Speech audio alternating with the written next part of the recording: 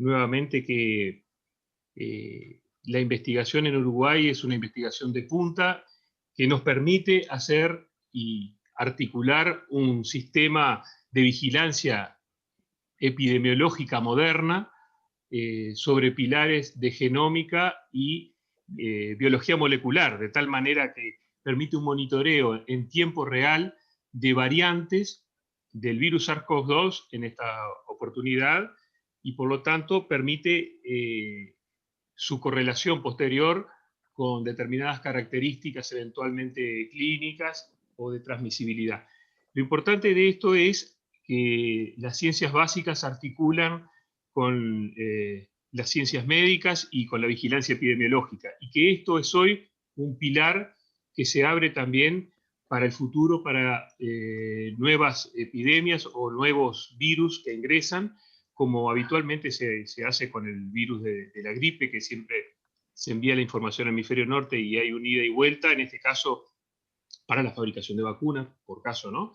En este caso se trata de un trabajo de investigación muy profundo.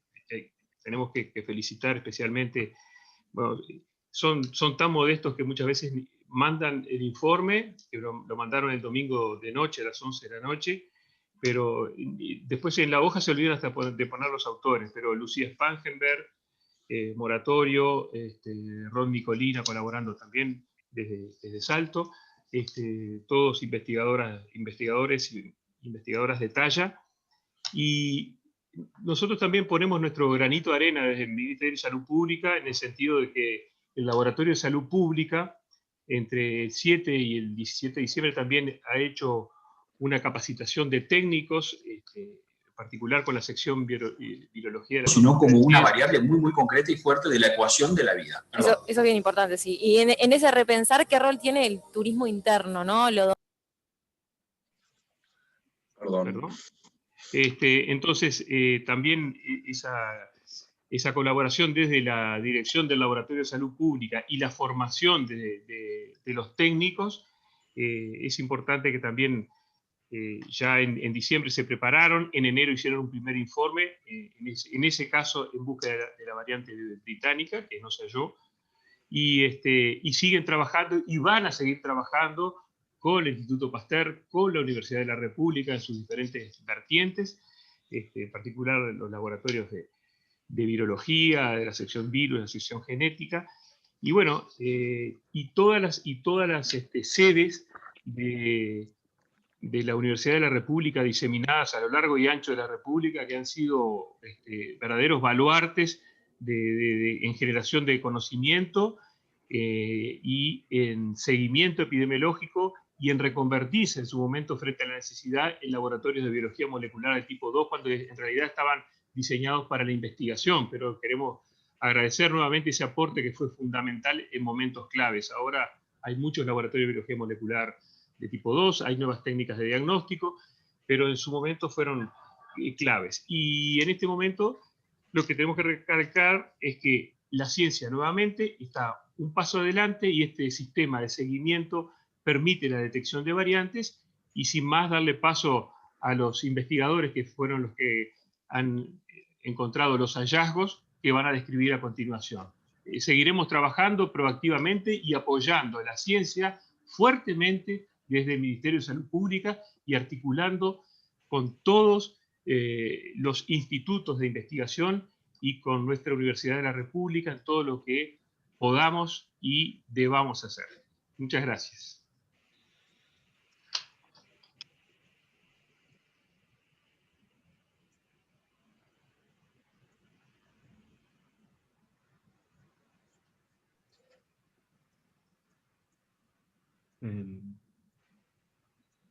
Tiene la palabra el rector de la Universidad de la República.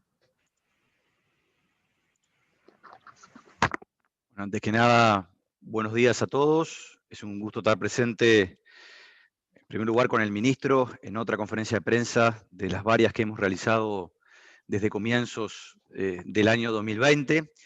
Y en segundo lugar, por supuesto, con el doctor Battiani y con todos los investigadores de la Universidad de la República, el Instituto Pasteur, que están sosteniendo diversos procesos asociados a la generación de conocimiento para que el país logre enfrentar las circunstancias sanitarias y sociales de la mejor manera posible. Voy a ser muy breve y me gustaría señalar simplemente 2 elementos del día de hoy. Hace algo menos de un año, en una conferencia de prensa similar, anunciábamos la construcción de una plataforma de colaboración interinstitucional en donde estábamos las 2 organizaciones académicas y universitarias que integramos la mesa de hoy, el Instituto Pasteur y la Universidad República, también en línea, y el Instituto de Investigaciones Biológicas Clemente Estable, y anunciábamos también la primera caracterización genómica de los ingresos del virus Uruguay que se detectaron a partir del 13 de marzo. A partir de ese momento, la Universidad de la República y todos los institutos de investigación, entre ellos, por supuesto, el Pasteur, venimos desarrollando distintas líneas de investigación, de comunicación, y esto es central en épocas donde la incertidumbre es un componente relevante de las dificultades que afrontamos como sociedad, y también de extensión universitaria para poder colaborar con distintos actores en este proceso. Quiero destacar la colaboración interinstitucional entre el Instituto Pasteur y la Universidad de la República. En el día de hoy estamos anunciando un nuevo consorcio que va a hacer un seguimiento, yo diría que día a día, de la caracterización genómica del SARS-CoV-2, que nos va a permitir también tener elementos para las políticas públicas. Y esto es central. Importa desde el punto de vista de la generación de conocimiento e importa también como plataforma imprescindible para sostener políticas públicas en épocas de incertidumbre y en donde conocer las características biológicas del proceso que estamos afrontando es clave, ¿sí? Por lo tanto, para nosotros esto es bien relevante desde la Universidad de la República, y quiero terminar señalando que uno de nuestros roles centrales es intentar construir conocimiento y comunicarlo de una manera tal que la sociedad pueda lidiar con las circunstancias que vivimos de la mejor manera posible. Lo haremos de este espacio y de otros espacios. En el día de hoy estamos contentos por los resultados que demuestra tener nuestra ciencia, una ciencia académicos y universitarios que han demostrado ser extremadamente competentes a lo largo de todo este año y que siguen aportando en este 2021 que se avisora difícil, pero donde esperemos comenzar a salir de un proceso tan complejo como que vivimos desde el 13 de marzo del año pasado.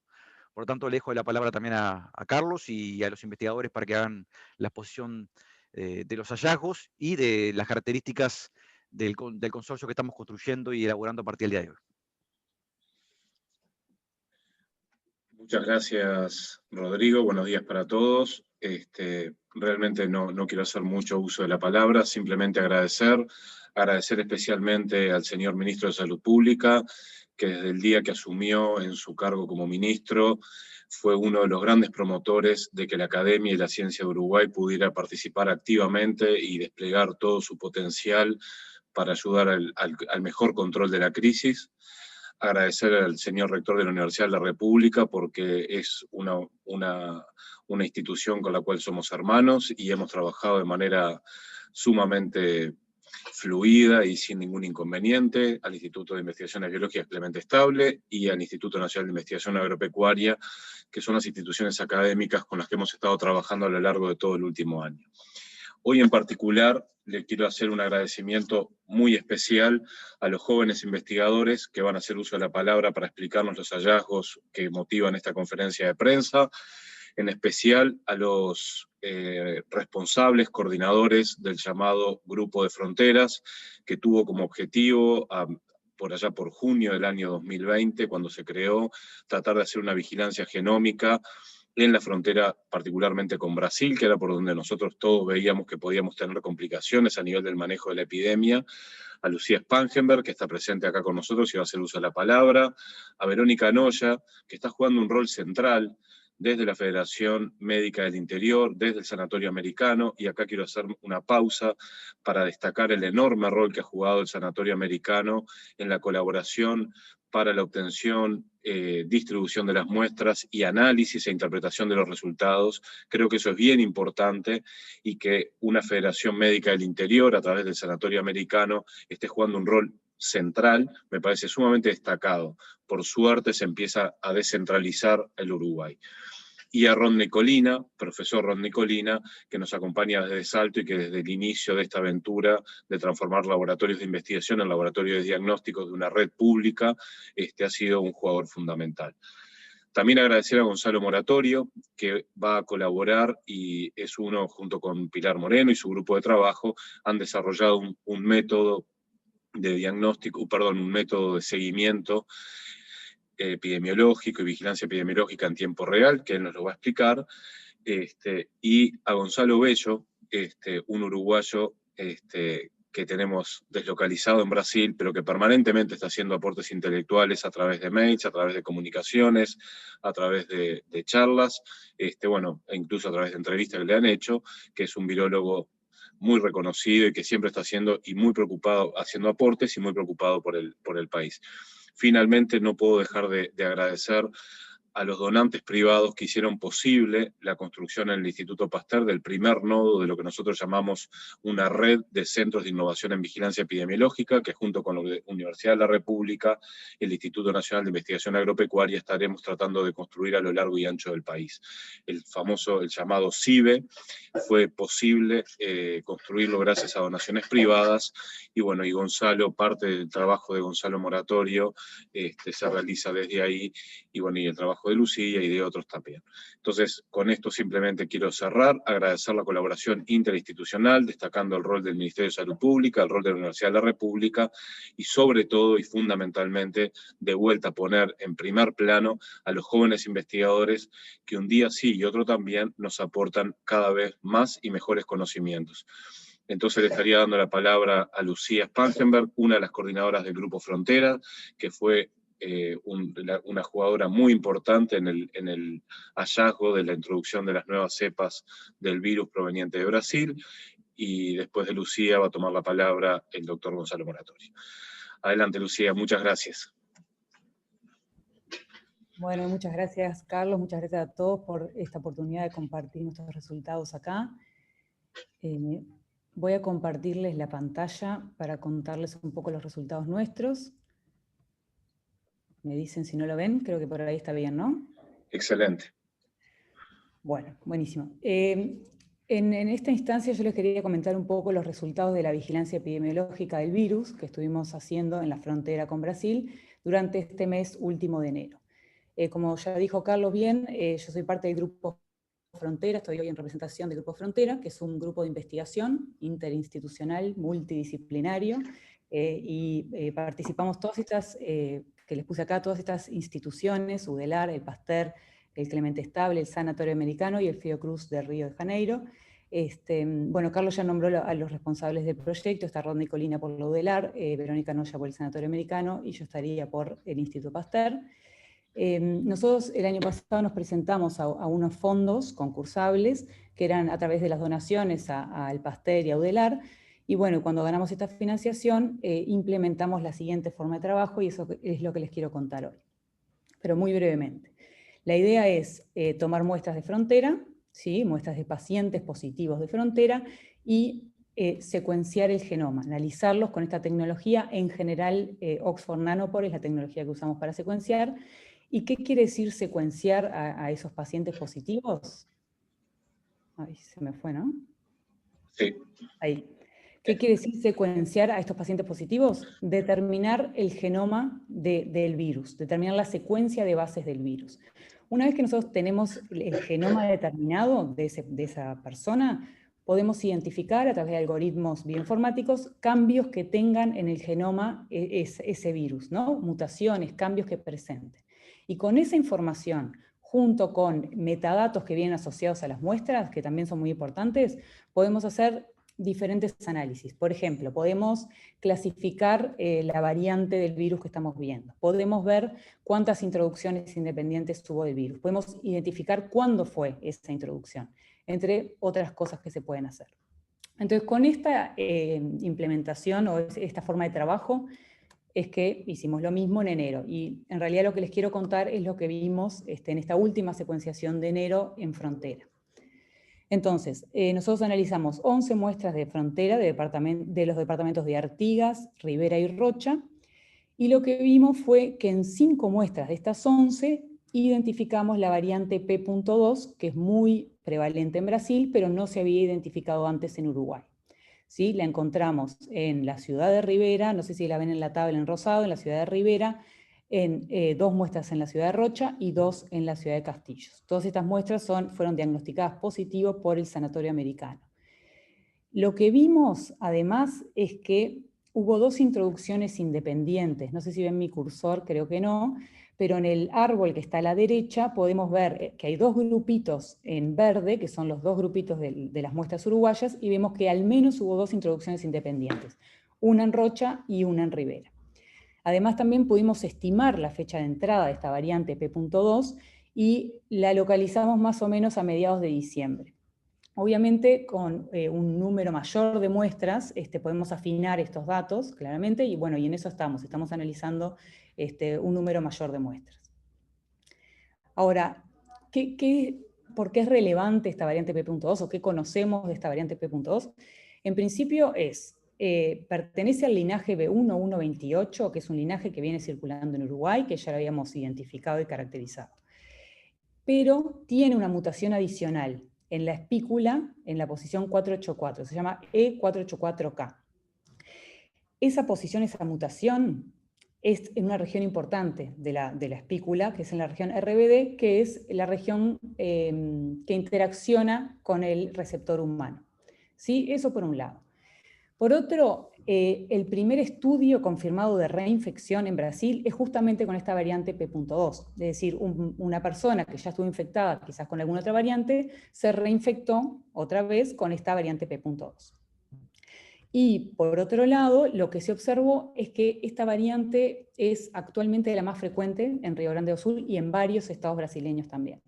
Si pueden ver esta imagen acá abajo, que son datos públicos del Fiocruz en Brasil, vemos que en rosado, si ven mi cursor en rosado acá abajo, son los estados del sur de Brasil, y vemos que en muy poco tiempo, en 4 meses, esta variante P.2 se hizo mucho más frecuente, ganándole a las otras variantes que estaban circulando en el momento. ¿Sí? Esta es una observación que la estamos viendo no solo en el sur de Brasil, sino también en el sudeste y bueno, en el nordeste también se ha hecho frecuente. Bien, esto es lo que se conoce de esta variante P.2.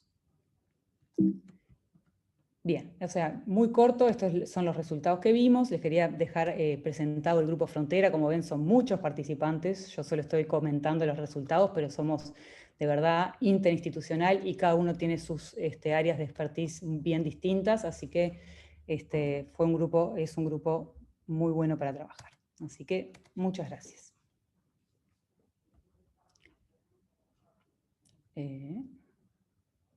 No sé si... Gonzalo, te dejo, ahí va. Si querés tú seguir.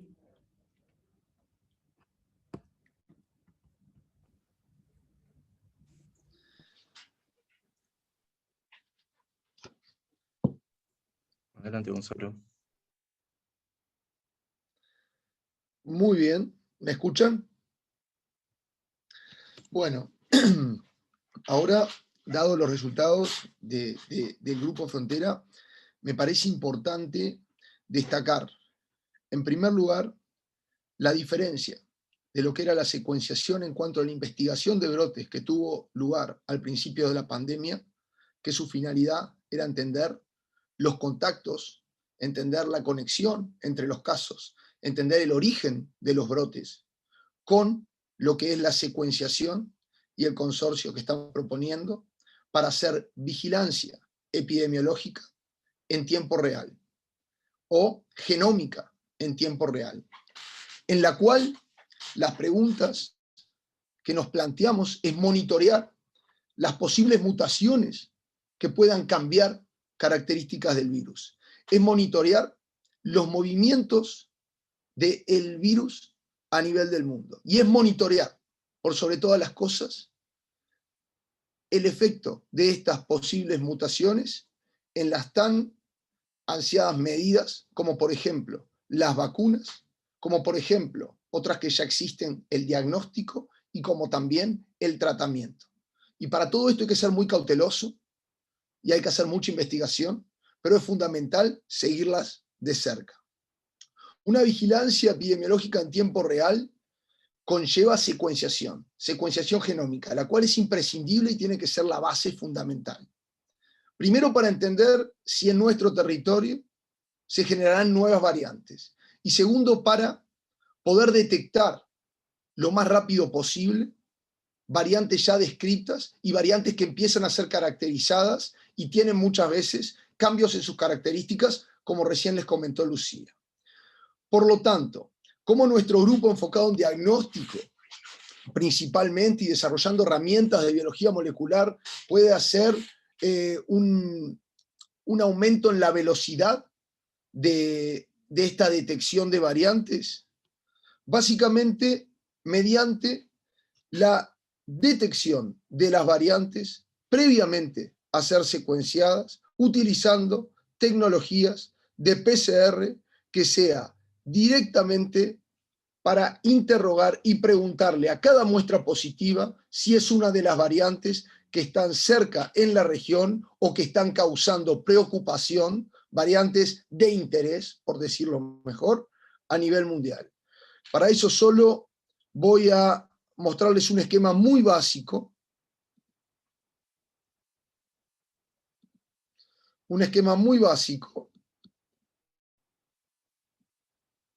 en el cual les muestro, si ven mi pantalla, que hoy en día tenemos los prestadores de salud. Estos prestadores de salud envían, principalmente ACE, en este caso también el Sanatorio Americano, como dijimos.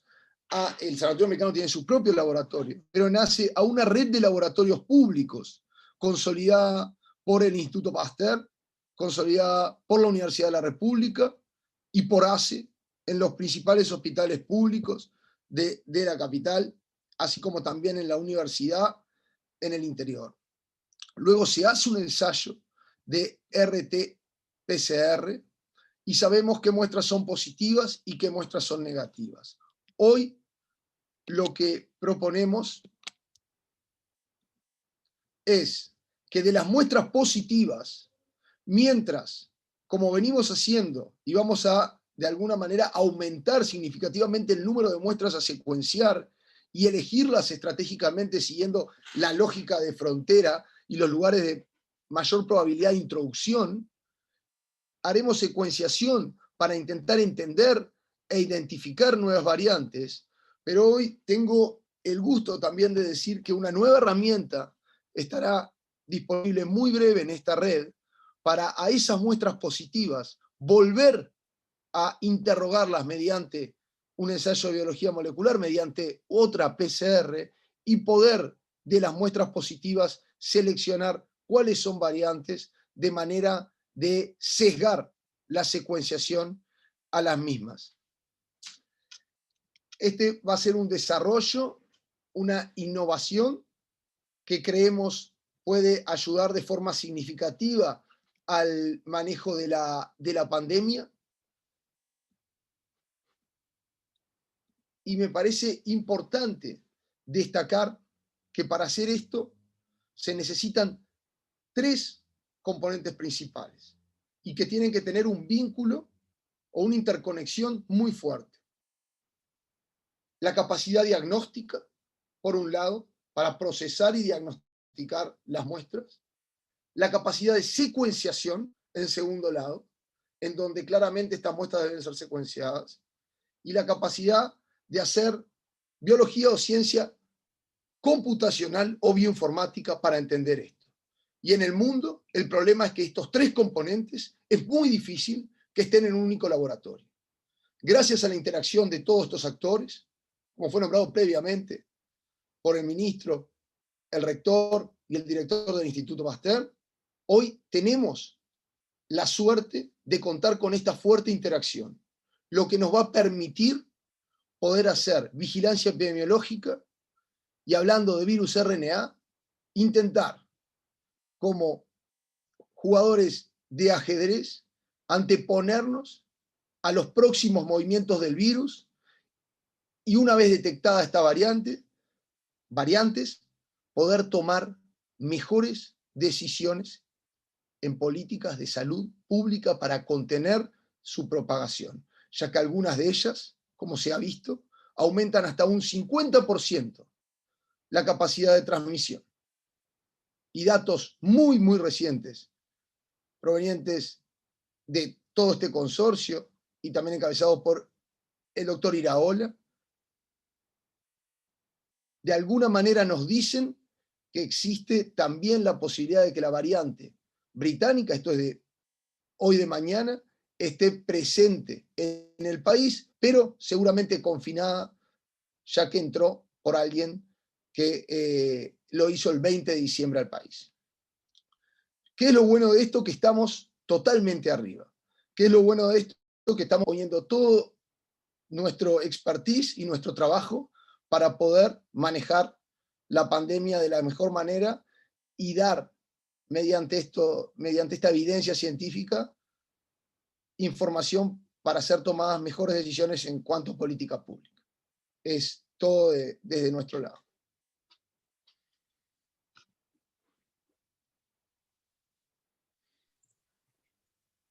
Muy bien.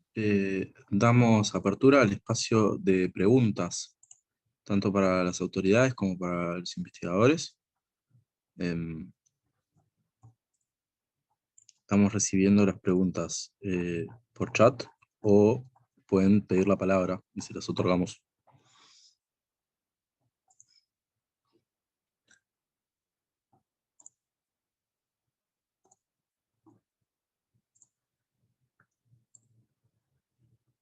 Ximena Barbé de Telemundo tiene una pregunta. Vamos a...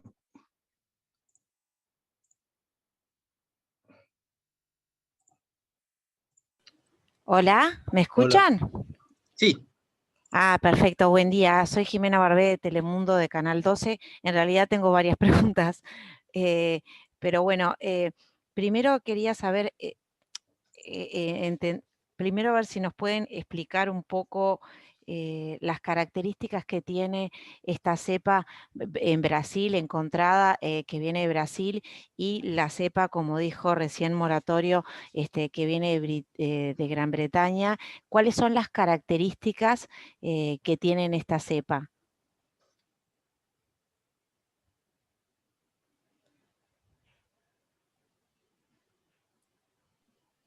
Lucía, ¿la querés tomar vos la pregunta? No, tranqui, tú. Sí. Bien.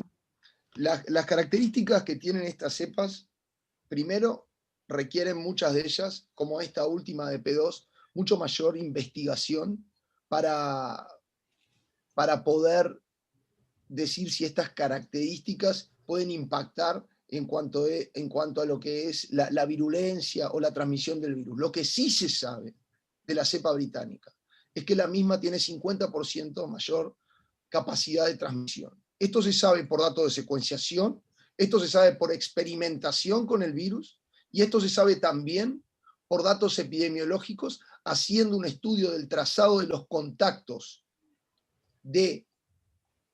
o generados en Reino Unido por personas infectadas con esta cepa y la capacidad de contagio en comparación con la cepa anterior. Lo que se sabe de estas otras nuevas cepas que han tenido lugar en Brasil es que han surgido en ambientes en donde existe ya un alto número de casos con una inmunidad generada, sea por la gran prevalencia de la enfermedad, o sea también por los comienzos de la vacunación. Por lo tanto, son cepas que efectivamente hoy en los ensayos vacunales también se están estudiando y viendo que su eficacia, viendo cuál es la eficacia de las vacunas, encontrándose que las mismas son eficaces, pero a veces con menor rango. Independientemente de todo esto, lo mejor que podemos hacer frente a la generación de las cepas es vacunarnos lo antes posible, porque las vacunas han demostrado ser igualmente eficaces para estas variantes. Tal vez en menor proporción. Todo esto está en estudio. Bien, ¿puedo preguntar algo más? Sí, adelante. Ah, perfecto. Quería saber qué tan extendida está. Se encontró, Moratorio, usted decía recién que se encontró en un caso particular la cepa británica el 20 de diciembre. Digamos, ¿quedó encapsulada en ese caso o está más extendida? no sé cómo es, si esa persona tuvo contacto con otros, ¿significa que esas otras personas también tienen la cepa británica? Si puede explicar un poquito ese tema. Hasta el momento lo que creemos, dado las condiciones y protocolos de personas que ingresan al país, es que no se ha extendido. Más estudios son necesarios y que ojalá en breve, mediante la generación de este consorcio y comienzo de secuenciación, porque para poder estudiar esto necesitamos de forma aleatoria sobre muestras positivas, realizar secuenciación y por lo tanto entender qué cepas tenemos. Para esto se necesita más trabajo, pero indicios nos hacen creer que no ha sido una cepa que se ha dispersado. Son datos preliminares. Bien, y los pacientes las personas tienen determinadas características y por eso contraen este tipo de cepas, o lo puede contraer cualquiera. ¿Eso tienen información al respecto? Lo puede contraer cualquiera. Perfecto. Y con respecto al tema, ya que estoy preguntando, perdón, lo último, con el tema de la financiación, que cómo se va a financiar esta secuenciación. Capaz que es el ministro quien puede responder esta pregunta.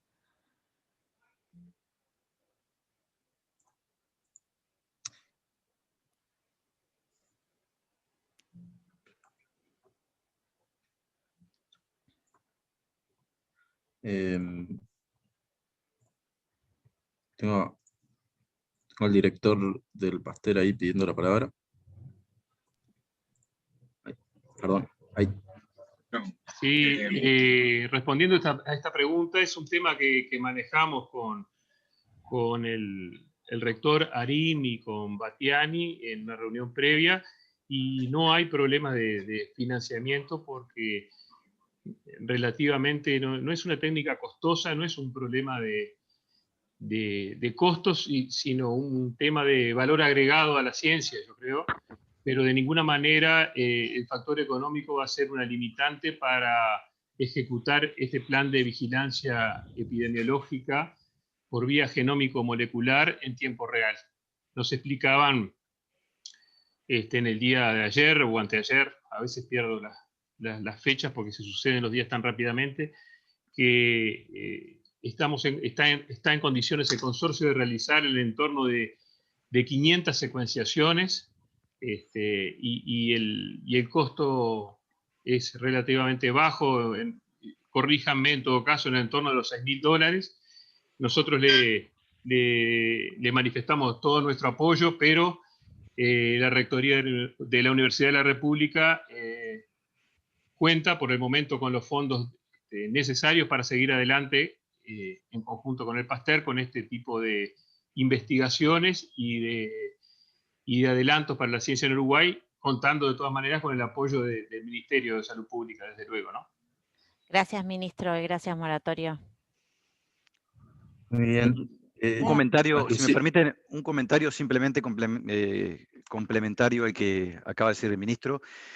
De la misma manera que a comienzo del año pasado, cuando hubo que desarrollar los protocolos de diagnóstico, entre Instituto Pasteur y la Universidad de la República financiamos una primera compra de insumos imprescindibles para ello.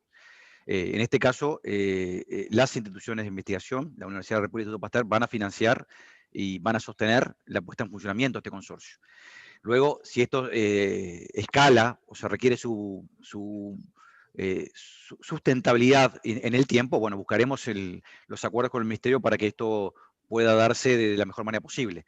Lo cierto es que en este momento el diálogo con el Ministerio era que, en primer lugar, que estuvieran informados, en segundo lugar, tener con claridad el apoyo por parte del Ministerio de Salud Pública. No le estamos solicitando fondos para esta instancia en particular. Gracias. Sí, Pausa me pidió la palabra. Quería hacerte un comentario, Jimena, por las dudas, para no mezclar mucho. La variante que encontramos acá, estas 5 de 11, es la variante P.2, ¿sí? Esta variante, si bien tenemos evidencia empírica, que en Brasil lo vimos que muy rápido le ganó a las otras, no hay evidencia de mayor tasa, falta todavía en estudios, digamos, para decir que es más transmisible, ¿sí? Lo ves, en muy poco tiempo gana, pero todavía faltan estudios. Lo mismo también, como decía Gonzalo, En cuanto a las vacunas, se están estudiando también la eficacia de las vacunas y siguen siendo viables también para esta variante P.2, que no es la misma que la de UK, ¿no? Que es la otra que encontraron. Gracias, Spangenberg. No, de nada. Muy bien. Bueno, muchas gracias. Traslado una pregunta de Ramiro Pizabarro, del Observador, para el ministro Salinas. La pregunta es, ¿cómo evalúan que esta nueva variante proveniente de Brasil pueda incidir en la evolución de la pandemia?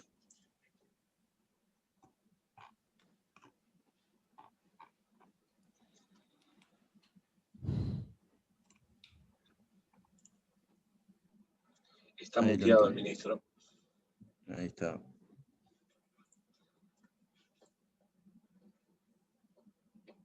Bueno.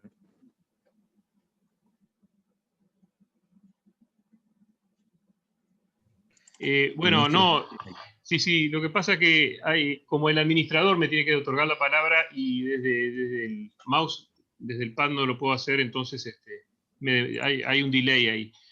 Bueno, no, en definitiva, ¿qué puede significar epidemiológicamente? Bueno, ya lo hemos dicho previamente, el virus no tiene fronteras. Si ustedes recuerdan la situación original del país, la introducción del vector, fue demostrada en la investigación original que habían 3 cepas o 3 linajes, uno procedente de la península ibérica, otro aparentemente de Oceanía, de Australia, y un tercero de Canadá, Estados Unidos.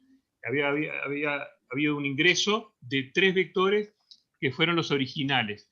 Luego, si hacemos memoria, hubo un brote significativo en el departamento de 33 que llevó a la investigación y a la secuenciación genómica, y en ese momento, bueno,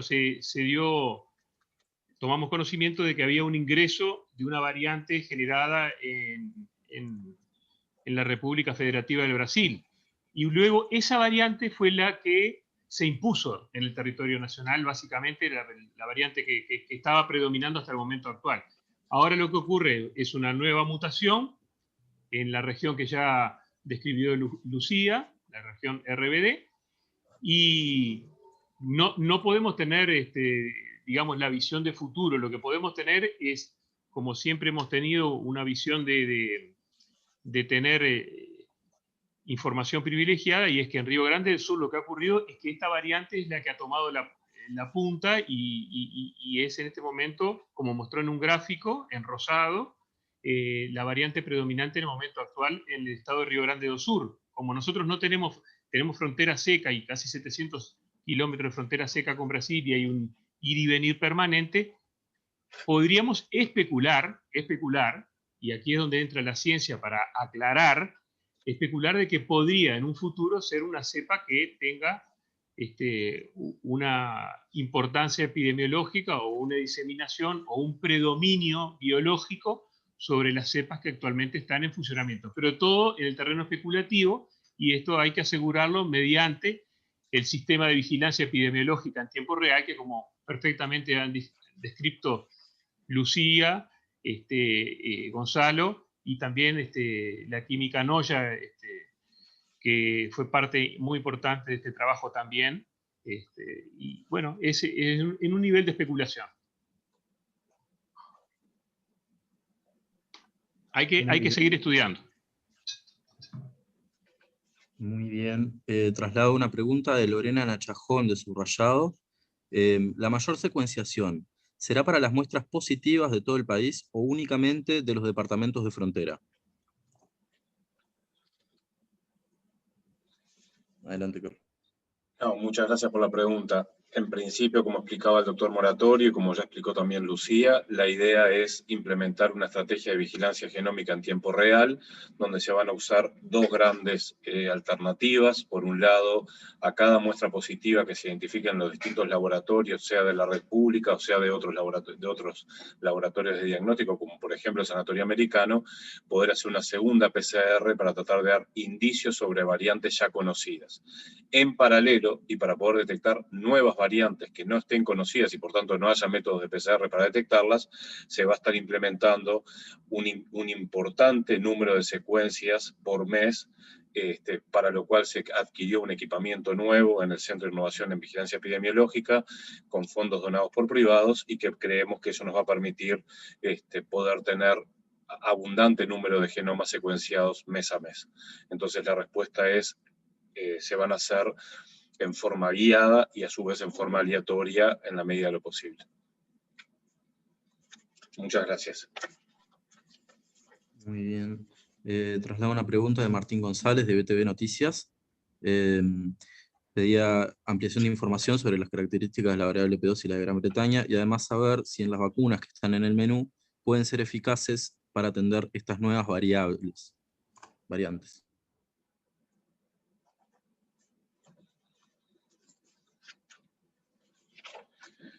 Tenemos al profesor Colina también escondido, que capaz que él puede tomar la posta en esta pregunta.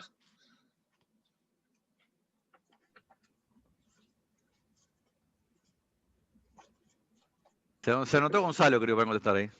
Bueno. Rodney, como vos quieras, ¿eh? Bien. Bueno, básicamente la variante esta P2, hasta donde yo tengo conocimiento, no ha sido de alguna manera estudiada particularmente con respecto a la eficacia de las vacunas que se están utilizando en la región donde esta emergió. Con respecto a la estirpe británica, que hoy, quiero resaltar hoy, la noticia, o a mi entender la noticia, es la dada por Lucía y es de la variante P2. Yo lo que quise decir es que existen datos preliminares que harían pensar que la otra estirpe fue confinada, pero fue detectada, nada más. Pero con respecto a esa variante, que esos datos son de ayer de noche y de mañana.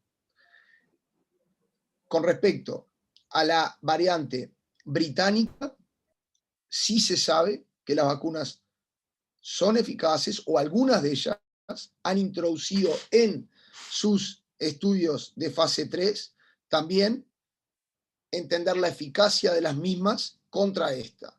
Por ejemplo, la vacuna de Johnson & Johnson, si mal no recuerdo, la ha introducido en sus fases clínicas 3 y ha mostrado ser efectiva, con disminución de su eficacia. Es por eso que es importante, es fundamental en este momento de la pandemia hacer vigilancia en epidemiología molecular en tiempo real. Y una cosita más para agregar con respecto a la P.2, existen algunos estudios, pero son preprints, digamos, capaz que no están evaluados por pares en su totalidad, que sí muestran o sí estudian el efecto de esta variante P.2 en la vacuna Pfizer. Y lo mismo que dice Gonzalo, o sea, baja un poco la capacidad de neutralización del sistema inmune, pero no es nada, o sea, lo que muestran en el estudio no es nada muy alarmante, o sea, que siguen siendo funcionales. Pero sí están haciendo cada vez más estudios y bueno, están evaluando obviamente esta variante. Muy bien, le damos la palabra a Santiago Carbone, que le había pedido. Ahí va, no sé si me escuchan por ahí. Sí. Bien, bueno, primero que nada, los buenos días para todos. Muchas gracias por esta instancia.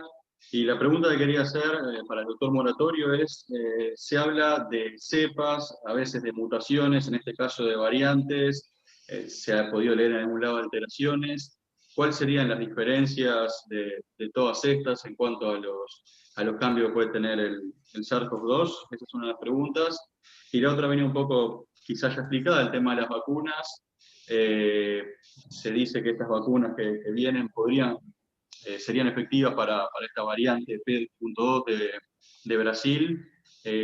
¿Cuál es la urgencia por vacunar para poder lograr inmunidad antes que alguna nueva variante pueda complicar aún más la situación? Bueno, yo creo que ya lo han dicho diferentes expertos, ¿no? También lo ha dicho el GACH. El tiempo de vacunar es ahora, es lo antes posible.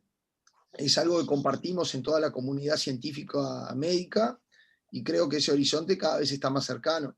Con respecto a las diferencias entre mutaciones, variantes y cepas, me puedo tornar muy técnico en eso. Lo que quiero decirle es que una variante en virología una variante, por supuesto que tiene cambios, tiene ya mutaciones que han sido, se han establecido y se han fijado, ¿sí?, con respecto a otra estirpe, pero además tiene que tener algún comportamiento diferente que su estirpe predecesora.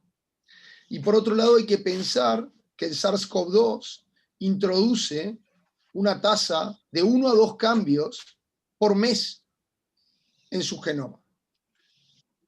Por lo tanto, siempre que hablamos de virus RNA, hablamos de una composición de variantes en donde, como se puede ver, y lo explicó Lucía claramente en El Mundo, algunas van tomando el control de la población a infectar en función de sus ventajas. ¿Y cómo toman el control?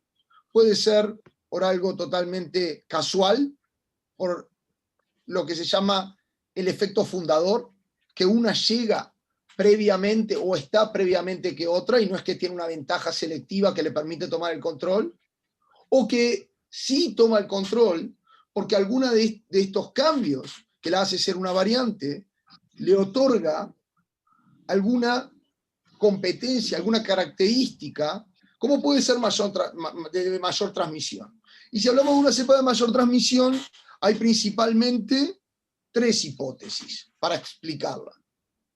La primera es que esa variante en una persona infectada produce más virus.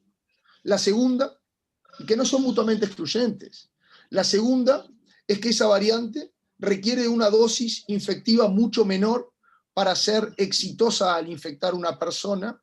Y la tercera es que esa variante prolonga el tiempo de infección en el hospedero y por lo tanto puede durante mayor tiempo contagiar a más personas y así aumentar en promedio la cantidad de gente que esa persona infectada puede contagiar, lo que es la medida para determinar la intensidad de una epidemia, conocida como R0, que utilizamos los científicos.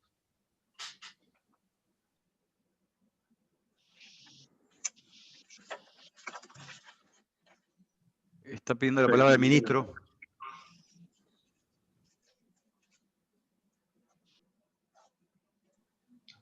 Sí, no, simplemente en este sentido, de lo que acaba de expresar Gonzalo, tan claramente como lo hace,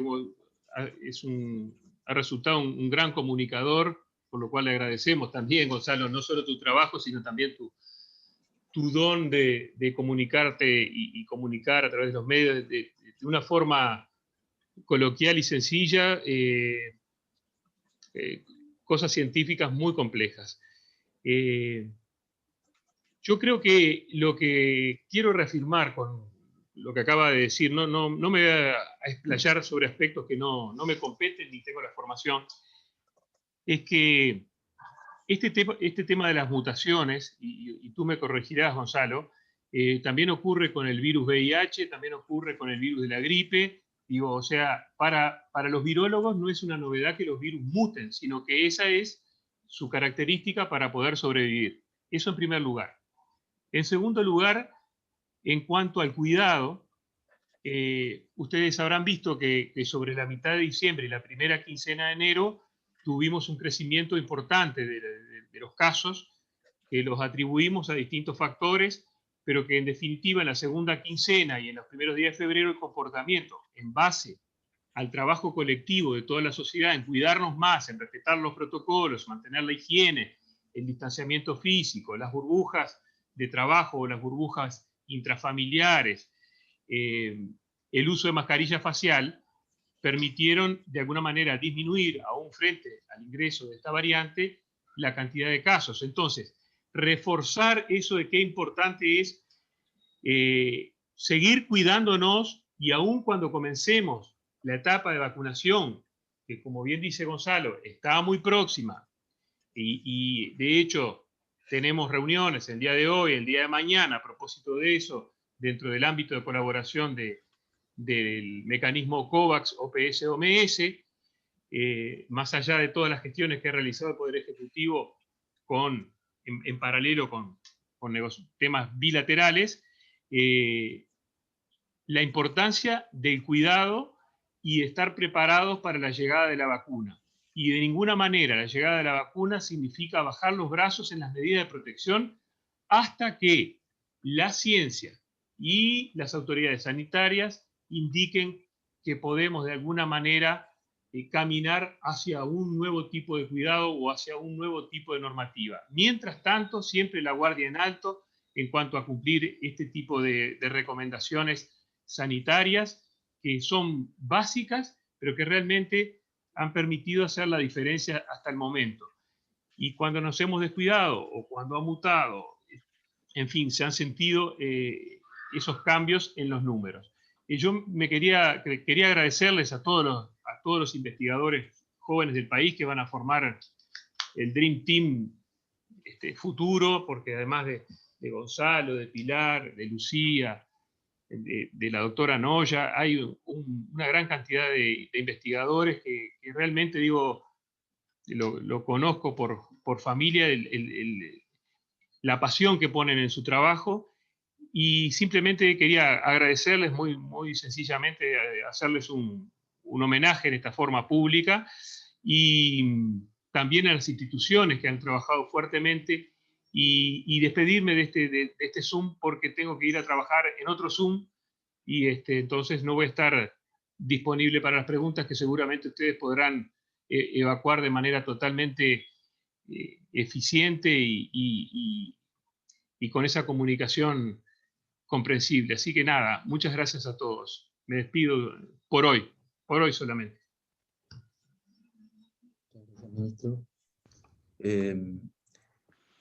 Continuamos con otras preguntas para los investigadores y ya vamos cerrando, si les parece.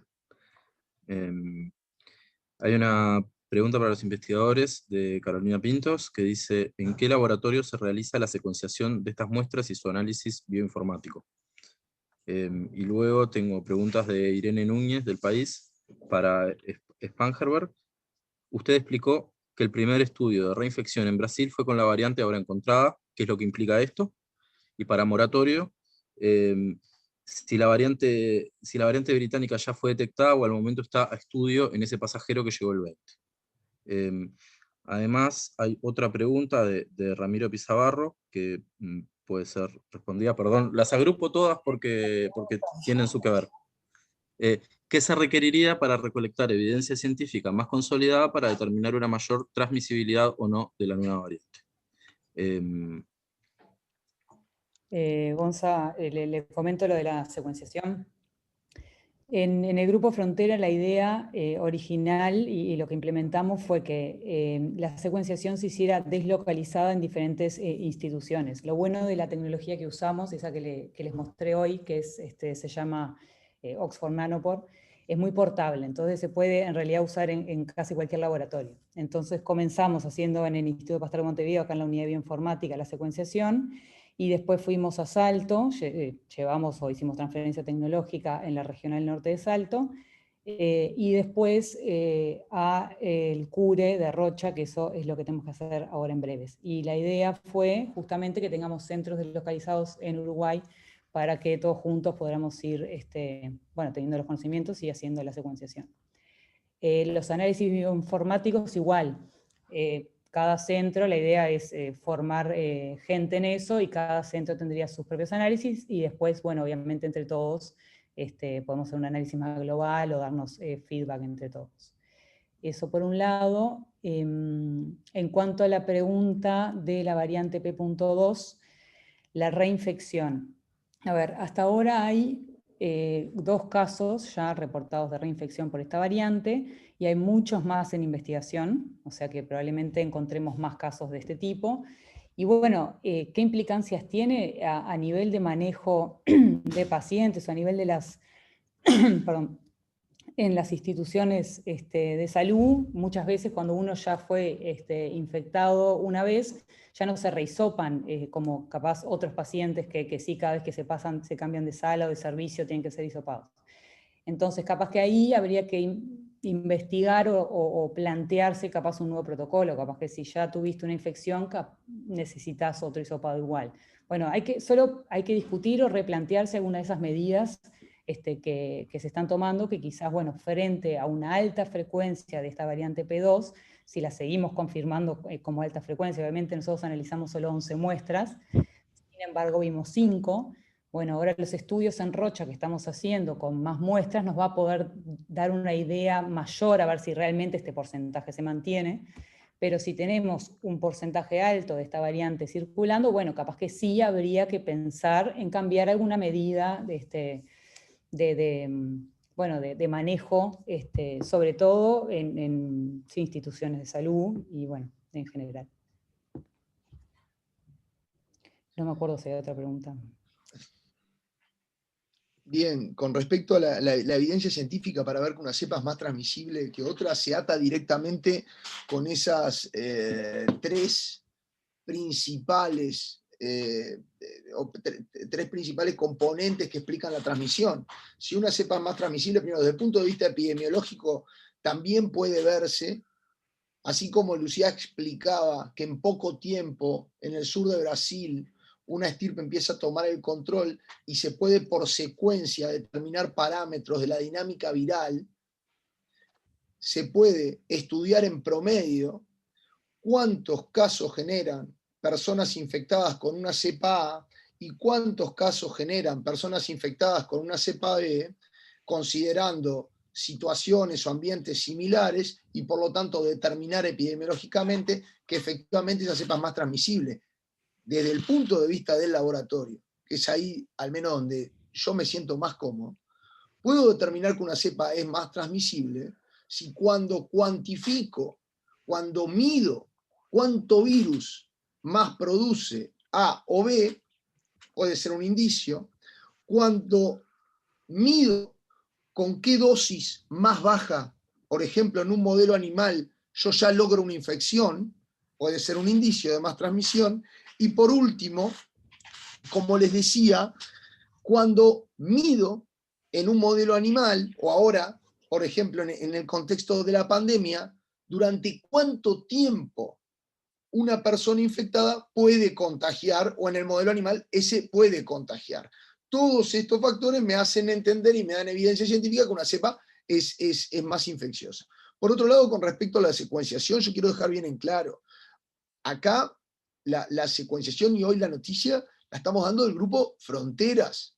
Lo que aprovechamos en este momento son resultados últimos, porque esos resultados son principalmente también de todo este trabajo en conjunto, pero liderados por Iraola. Así que le paso la pelota en el futuro a Iraola para que cuente más de esta cepa británica y evidentemente confirme algo que ya por muchos lugares nos hacen decir, sí, llegó, pero se contuvo en primera instancia.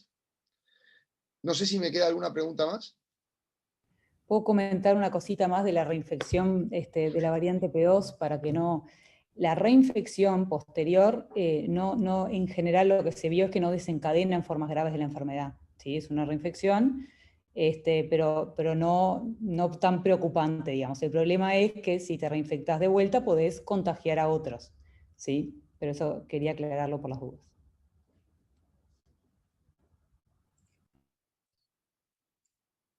Bueno, muy bien. Damos por concluida entonces esta conferencia de prensa. Agradecemos a las autoridades y a los científicos presentes y a los colegas de la prensa. Muchas gracias a todos. Felicitaciones a Lucía, a Gonzalo y a todos los jóvenes investigadores que sabemos que por muchos años más Uruguay va a estar muy bien cuidado desde el punto de vista científico. Me sumo al agradecimiento y a las felicitaciones. Trabajar en red y en colaboración es parte de la vida académica y universitaria. Bueno, muchas gracias. Nos Hasta vemos. luego. Chao. Gracias.